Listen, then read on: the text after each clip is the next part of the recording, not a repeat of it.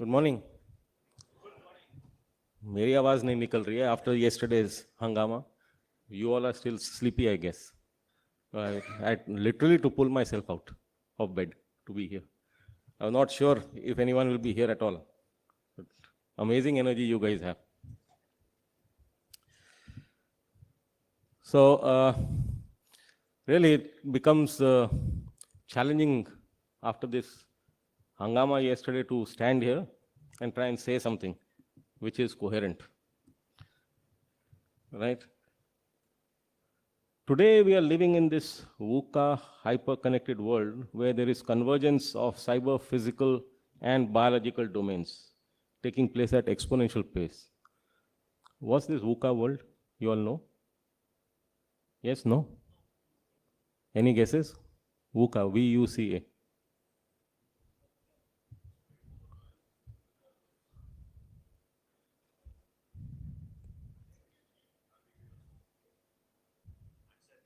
Uncertain, okay. So you got that. Volatile, uncertain, complex, ambiguous. VUCA. So why is it volatile? Related to the work that you all do. Why is it volatile? No guesses? So because of the type of data, right? The text, image, audio, video, the speed at which it is generated, the volume and the scale, all in real time. And that's giving rise to something like called big data, right? You all are aware of that. Why is it uncertain? No idea? Because of the volatility, one is not able to predict the future events and their impact. Thus, it is giving rise to the butterfly effect, something that you would know about it if you read chaos theory. Do you know what is butterfly effect? I see some heads being nodded. What is it? Exactly. Did we see something of that sort happen a few days back? One of those DDoS attacks, 1.3 terabits, right? So, and hence there's this need for analytics and innovative technology. And I met some very, very bright people yesterday with some very interesting and novel ideas and products. Amazing work that they've done. Complex. Due to this globalized digital economy and convergence of the cyber, physical and biological domains which I mentioned, there is need for, this is resulting in an increased complex and new systemic risks in cyberspace. That's why there's this need for AI and machine learning.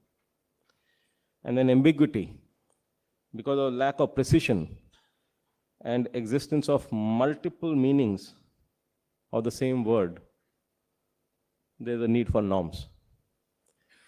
This ambiguity is causing many, many problems. Like I was listening to some of the things yesterday in terms of vulnerable disclosure. That itself is a different meaning for different people in different hierarchies and domains. So this world, which is driven by technology, we need to show leadership in handling this VUCA environment. And in this world, data, or should I say intelligence, is going to be king. Why? Because 3.5 billion users of internet in 2017 have created more data than that was created in the last 5,000 years. So now you can imagine why I'm saying VUCA. What you did in the last 5,000 years, you knew what was happening, you could predict what was going to happen, you were fairly certain. And the terminology was also well known. But today, at the speed at which it is being generated, what are you going to do? And how are you going to take actions? And that's the challenge. I was reading a recent report by Internet Society, and it had identified 6 drivers of change which will have a deep impact on the future of internet and society. The first one, internet and the physical world. The second, artificial intelligence. The third was cyber threats. The fourth, digital economy. The fifth, network standards and interoperability. And the sixth was role of the government. And these 6 drivers would impact 3 different areas. One, possible of new digital divides. Do you agree with that? Yes, no? Why would it create new digital divides?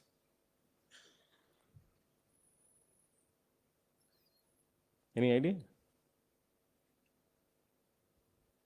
Come on, guys, I thought you had breakfast. And you all had huge amount of energy. Where is it all gone?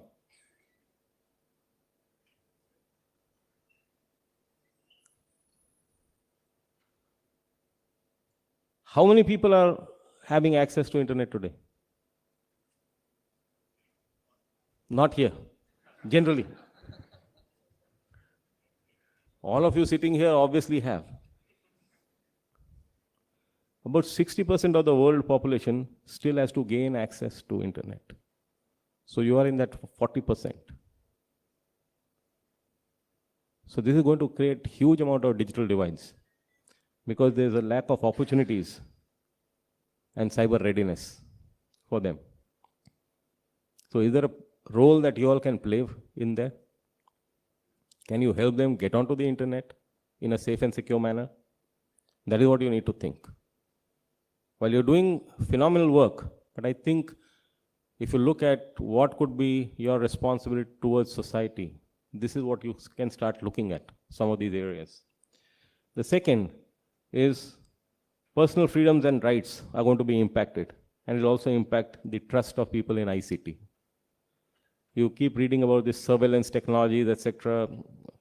So-and-so platform is doing a whole lot of surveillance, capturing your data, doing all sorts of marketing based on what it captures, etc. So it'll have an impact on the way we as a society live in different parts of the globe and how we're going to react to it.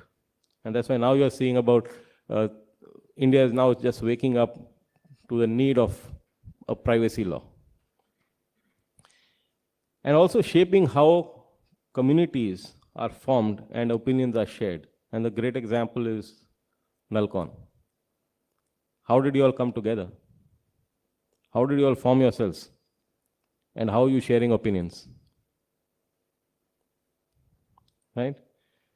So from these 6 drivers, let me touch upon 2. We can always have an offline discussion for the remaining. One I'll touch upon is the role of the government, and second is the cyber threats. I thought that would be of interest. I don't know whether the first one is of interest, the role of government, because I was hearing a lot of bashing yesterday, easy punching bag. Very easy to say, yes, the government is at fault for everything, does not listen. So the government of India has launched, you are all aware of this ambitious Digital India program. And the goal is to transform India into a digitally empowered society and knowledge economy, because of the reasons which I just mentioned. And let me talk about some of the initiatives that have been taken. Good, bad, ugly is a different thing, but some of the initiatives which you all should be aware, and I'm probably sure you are aware. One is providing a multitude of digital services to citizens under this Digital India program, trying to provide it in a secure manner. I am not saying everything is secure. There are challenges when you go on this tough path of putting everyone onto this digitally empowered society and a knowledge economy. The second is developing smart cities, where ICTs are playing a central role along with security. At least for the first time, I am seeing that security is trying to be built in and not bolted upon. At least on paper, it is there. Now, how far it gets rolled out and how it gets rolled out is a different aspect altogether. Extending the Clean India program into the cyberspace by having clean ICT pipes. Some time back, we launched the Cyber Swachhta Kendra. Are you aware of it? The Botnet Cleaning and Malware Analysis Center. It's a citizen-centric service, free for people to utilize who think they may have malware or bots on their devices. So they can go and download free tools which are available. Some of you people have developed those tools which are available, and people can download and use and clean their systems. And we've seen a very good success with something of that sort, a great program. Doing it at the scale that India needs has been a huge challenge. Financial inclusion using ICT for opening new and innovative delivery channels for customers while reducing operational costs and moving towards a safe and secure economy.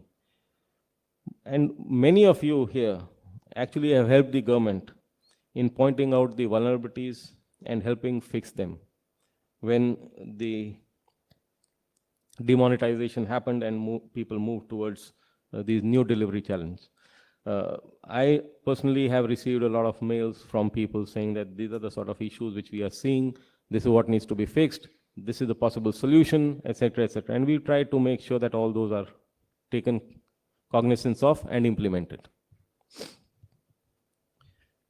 The fifth one I want to just touch upon is the Skill India program, which is also includes skilling cybersecurity professionals through multiple programs which are there. One is the IICA program. I'm not sure if you are aware of this.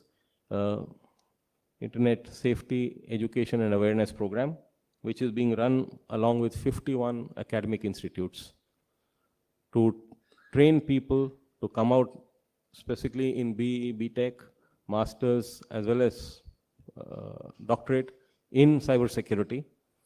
They are also carrying out awareness sessions for the public at large, and 51 institutes across the country are participating in this. And obviously, they are always looking out for support and help. And this is again another place where I think all of you can play a very meaningful role.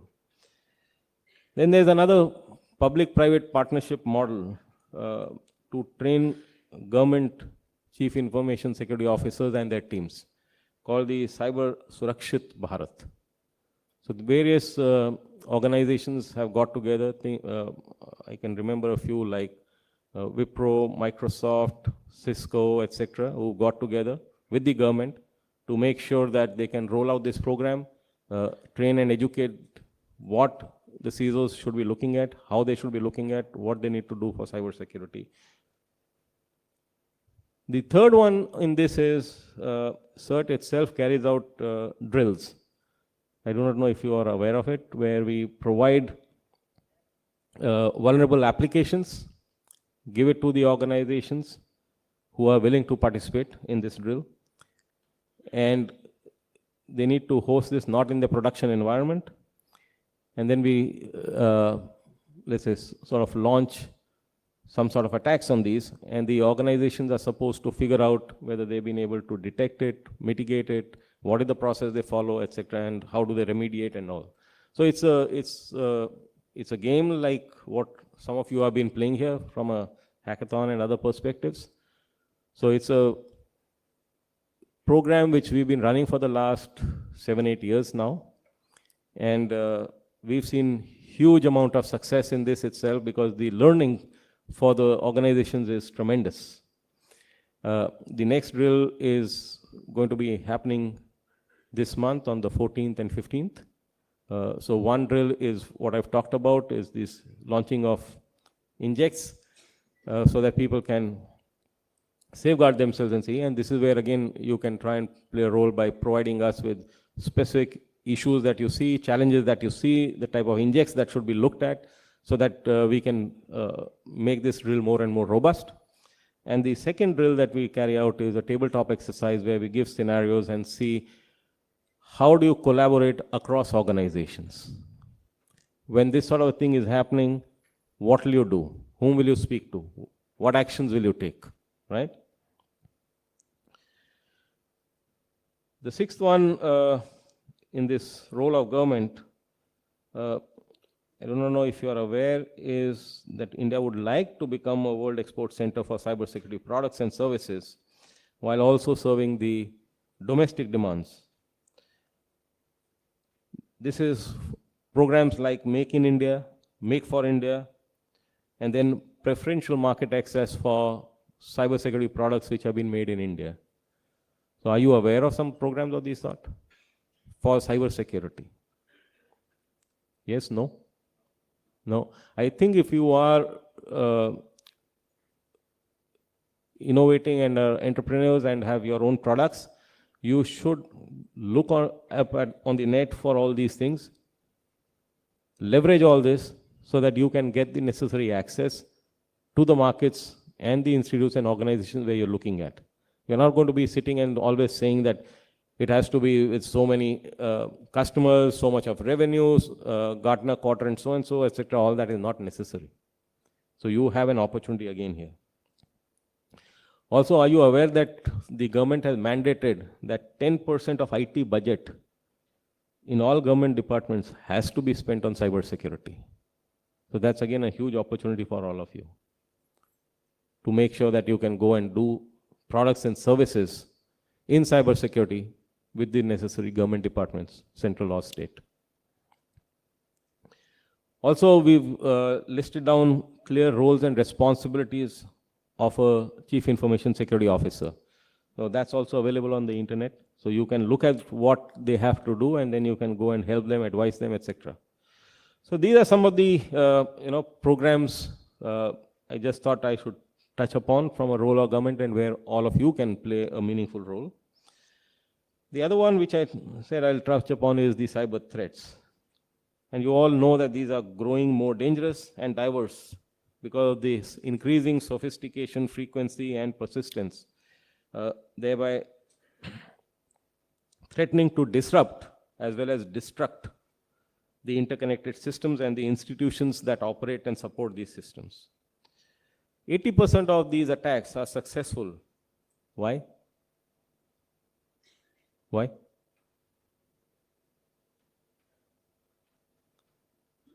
I won't agree to that completely. Yes, all these are specific issues and challenges for sure. But basically because someone clicked on a phishing email which had come to them. And then you have huge amount of lateral movements, etc., etc.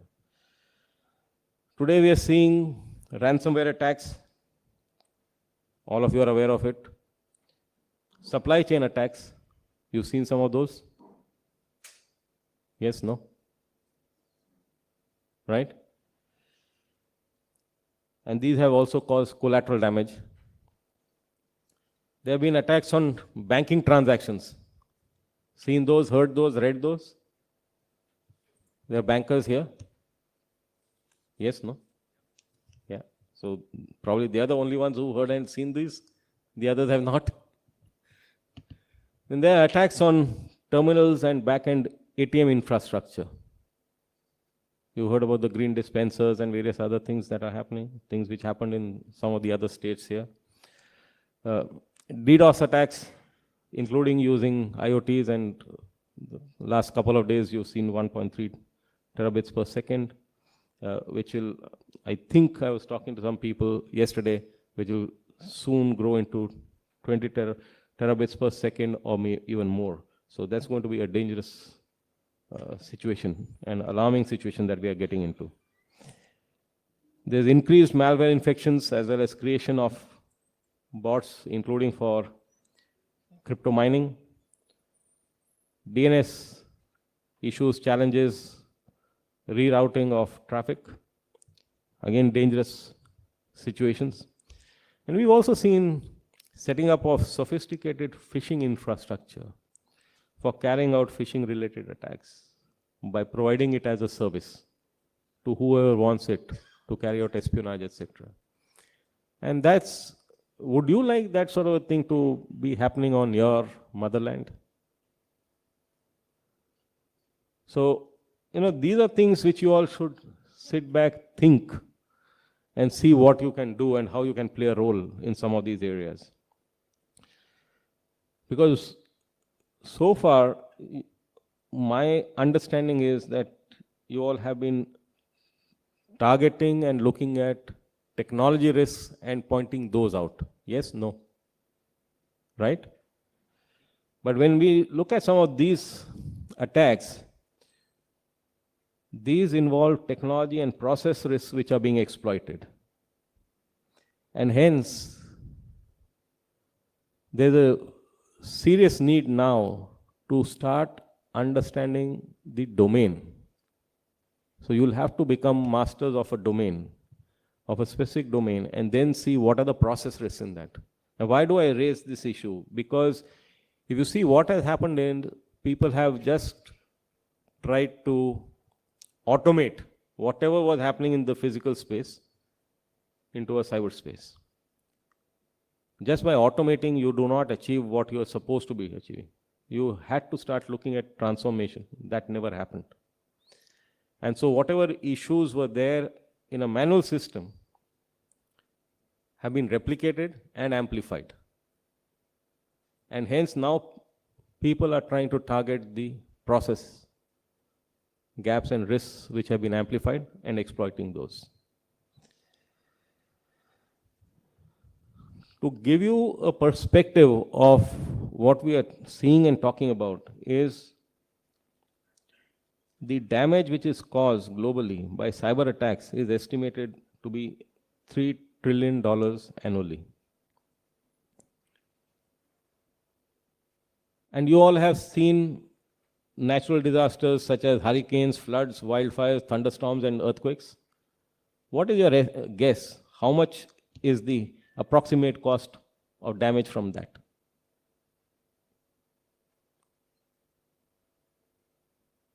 Any guesses? Any figures? Millions, billions, billions. Give me a figure. This is, I'm talking about cyber is 3 trillion. So,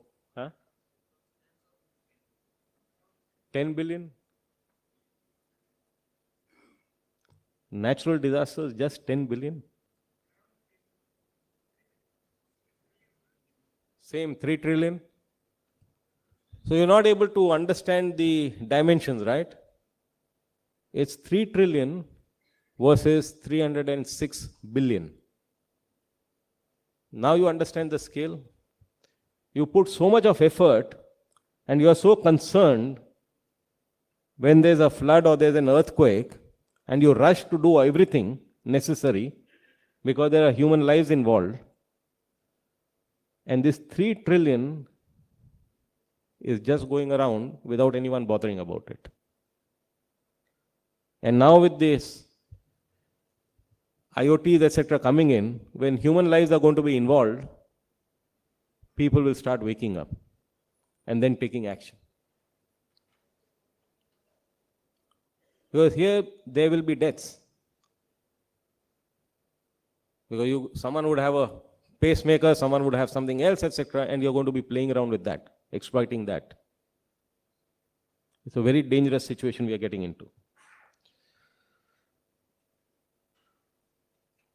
So clearly there's a need to leverage internal and external threat intelligence. Internal is what someone would have, external is what you all have, while improving collaboration for sharing threat intelligence to help and construct a risk-based, all-inclusive approach to cyber security so as to anticipate, protect, detect, respond, and recover from these cyber threats. We've already moved into the AI and machine learning world, where you can see machines hacking machines, or machines carrying out social engineering at superhuman levels of performance. I was seeing there was some session yesterday on social engineering. Drones being weaponized, and automated, targeted disinformation campaigns which are increasing. Right? Yes, no? You've seen all these? So now, is this still where you need to target technology risk or process risk or something different? Sorry? What is all? Which is the third? I talked technology risk, process risk, which is the third? People? So people will be basically, when you look at all this AI and machine learning, it'll be behavior risks, right? So what I'm saying is, from a progression perspective, while you are trying to excel yourselves in technology, you'll have to excel in process, and then you'll have to start excelling in the behavioral aspects to understand why someone is doing this. And these behavioral aspects will be different in different geographies.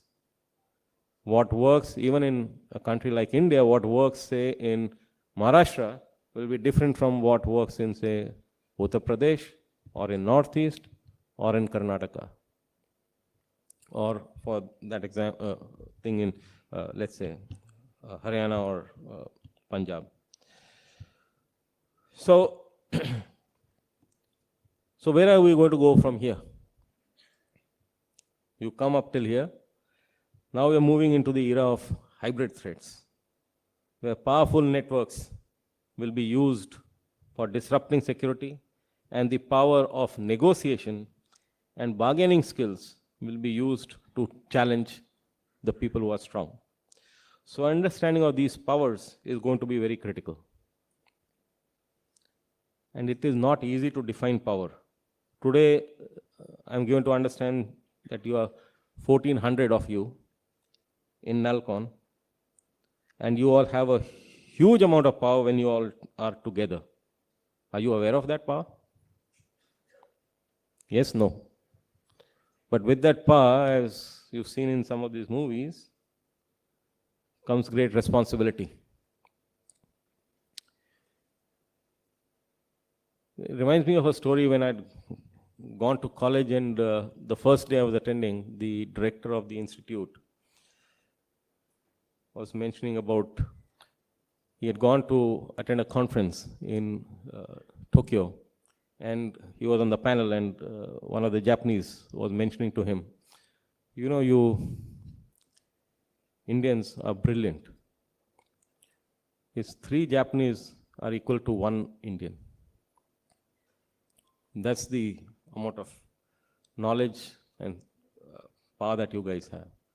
But 2 Indians equal 2 Japanese. And 3 Indians equals 1 Japanese. What does that mean?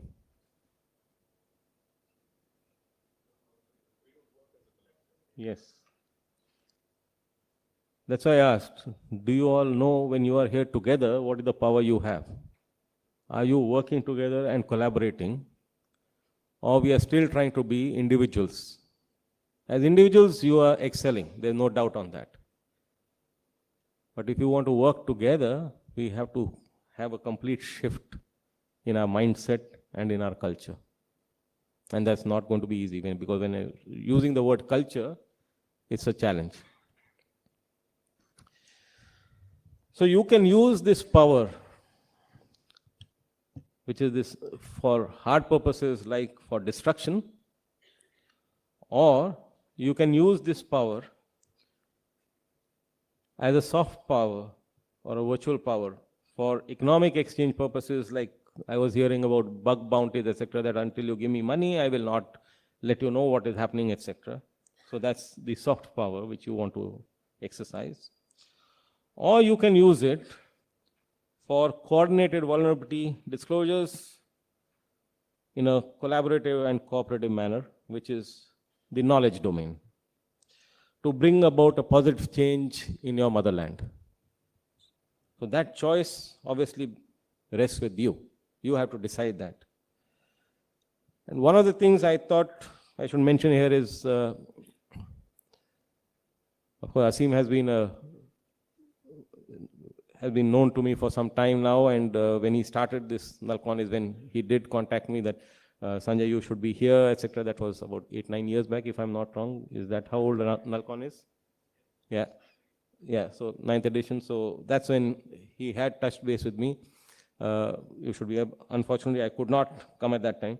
But maybe because I was hearing also yesterday that you have a number of Nalcon chapters across the country.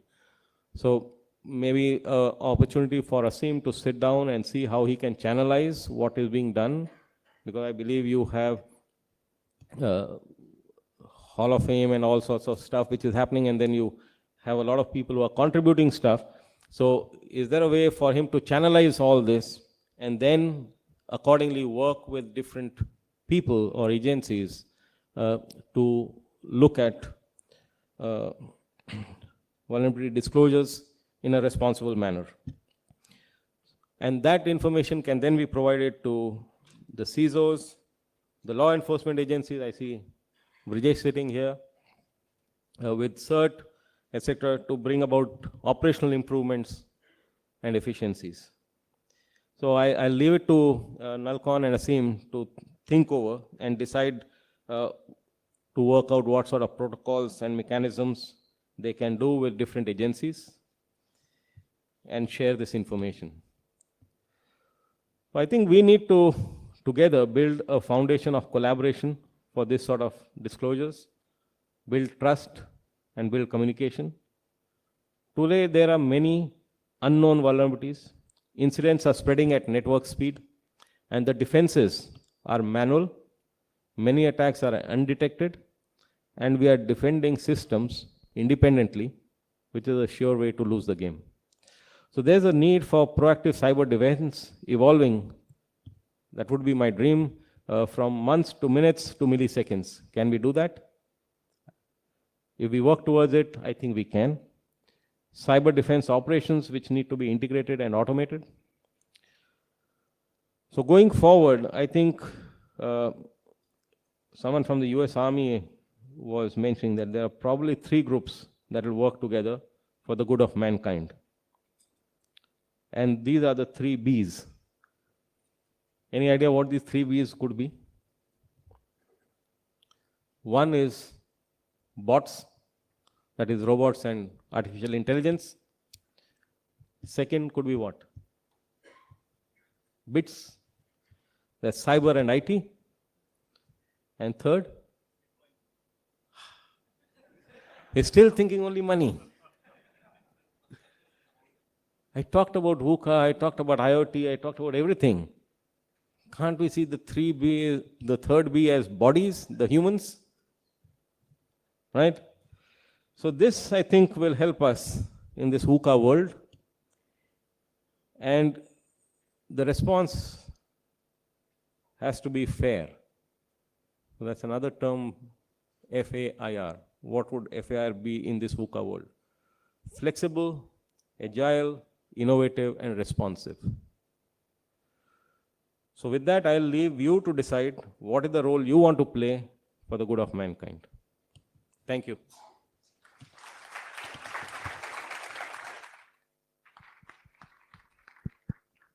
Would you like to take some questions from the audience? If they're still awake. Yeah, you can raise your hands, we can pass on mic, or you can shout out the questions as well.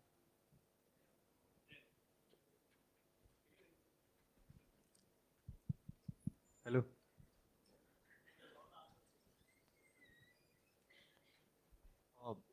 As we're talking about the cyber security is in fact impacting the whole mankind, generations, coming generations. Is there a need, do you feel we need to induce this from the childhood, something like moral science in the schools? Absolutely. There are no doubts on that.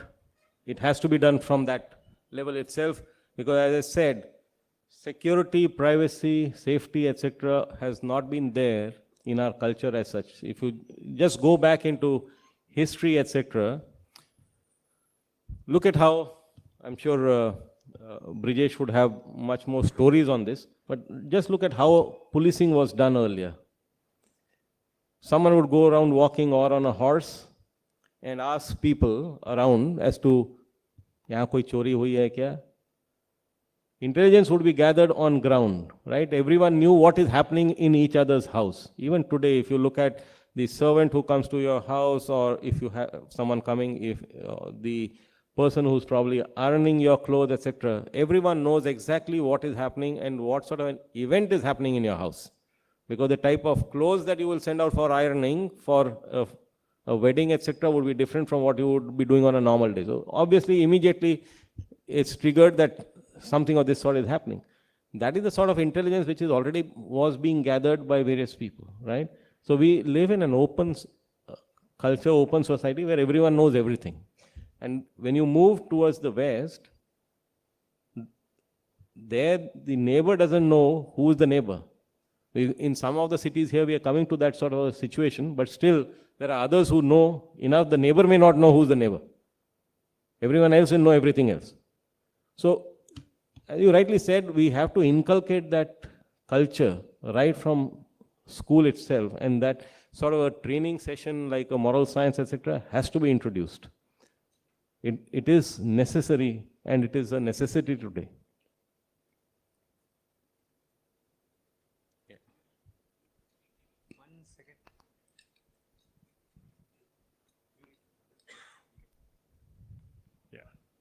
Go ahead. Yeah, thank you, sir, for excellent keynote. My question is, you stressed on the importance of building Make in India products. So right now we export a lot of security services, yet we don't have the products. There are products already available from MNCs and other things. What should we do in order to build security products? What are the suggestions you have in order to build the products so that we can sell it to the government agencies and make use of the opportunity you stressed about? I don't think I will completely agree with you that we don't have the products. Because as I mentioned, I saw some fantastic products yesterday. Some of the people sat with me in the evening and they were showcasing some of the work that they've done. There are some amazing products which are here. There are now, normally what will happen, because you got a great product, there will be someone else, some MNC, etc., who will be sitting there to gobble you up, because they would not like you to take it forward. The question is, do you want to get gobbled up if you're running for that money, or do you want to stand up and say that I am going to be a force to reckon with? If you have a clear roadmap as to what needs to be done, you can do that. But if you think you come to a plateau and you don't know what to do next, you will be gobbled up. So having said that, these other opportunities are available where you got these products, go forward. And I have seen some of the people, again, some friends who are here, talking about the immediate opportunities they've already given in their organizations to such products so that they can be implemented. So I see a change which is actually happening on ground. So it's a question of going forward and exploiting and leveraging that opportunity. Probably if I can ask, add to that. Let's say we want to build the firewall and sell it to the local marketplace. So can we build when there are already biggies who have captured the market and who have all the power. So you go ahead and build the next generation firewall and show the differentiation. I don't see any issue, and I'm sure within the government there are enough of agencies who will want it immediately if it is good, proven, and you can provide the necessary service. There is nothing stopping. Thank you. Is government using our Make in India products and prefers to use other than MNC solutions? Government is open to that. As I said, there is this preferential access also which has been provided for cybersecurity products, and there's a huge amount of discussions currently which are going on at least for national security and cybersecurity products to be used. May not be for some of the other areas, but at least definitely for national security and putting in cybersecurity for all this. You had something. Yeah. So, how secure are our banking system, cybersecurity within banking sector in India, especially with the recent compromise on SWIFT and stuff? So I think I mentioned that we have seen issues from a process perspective. So it's not a question of just the technology side, but there are also process issues. And some of these things are because of those lapses in the process. So I will not say that things are not secure or they are secure, but there are challenges. Definitely there are challenges, because when you go deep into these incidents, you look at it from a pyramid perspective, okay? The three base and the apex, right? So you have the organization, you have people, process, technology, okay? But there are these dynamic interconnections to each of these. These dynamic interconnections are things like culture, governing, the security architecture, the human factors, the emerging risks, as well as the enabling and support. So the challenge is that if you're focused only on the technology piece and try to make it so hard and hardening it, etc., doing everything, and you completely missed out on looking at your process or the dynamic interconnections in terms of culture or a proper security architecture, what is going to happen to this three-dimensional pyramid which I'm talking about? It is going to collapse, right? Very soon it is going to collapse. So until you put focus on each of these areas, this pyramid is not going to stand. That is why you will see in some places, when you visualize it correctly, a lot of focus, no, technology, let me buy this, let me buy that product, etc., so am I secure? You don't even have a culture of security in your organization, you're not even looked at the process side, you don't even have a proper security architecture, what is going to happen? So, if you look at each incident, there are different issues and challenges. It's not that one shoe is going to fit all. Dr. Bahl, Brijesh asking a question. Yeah. Dr. Bahl, you come from an industry background and you've done some exemplary work in the government also. Now, having seen both sides, do you feel that the cybersecurity community and the government don't see each other eye to eye? And secondly, what should be done to bridge this gap? So, I don't, at least, let me talk from a CERT perspective. We don't see that distinction because we've seen a lot of people working with us. Yes, that's a separate issue that a lot of people may not be aware of us. Okay, that's our fault that we've not reached out to people, right?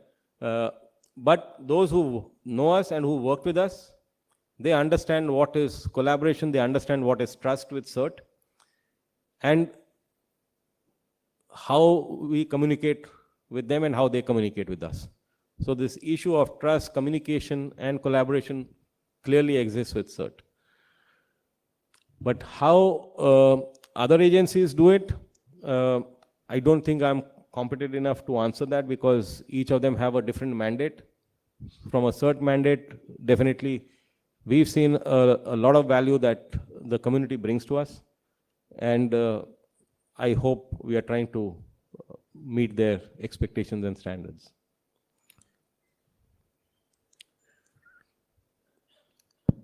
Cool.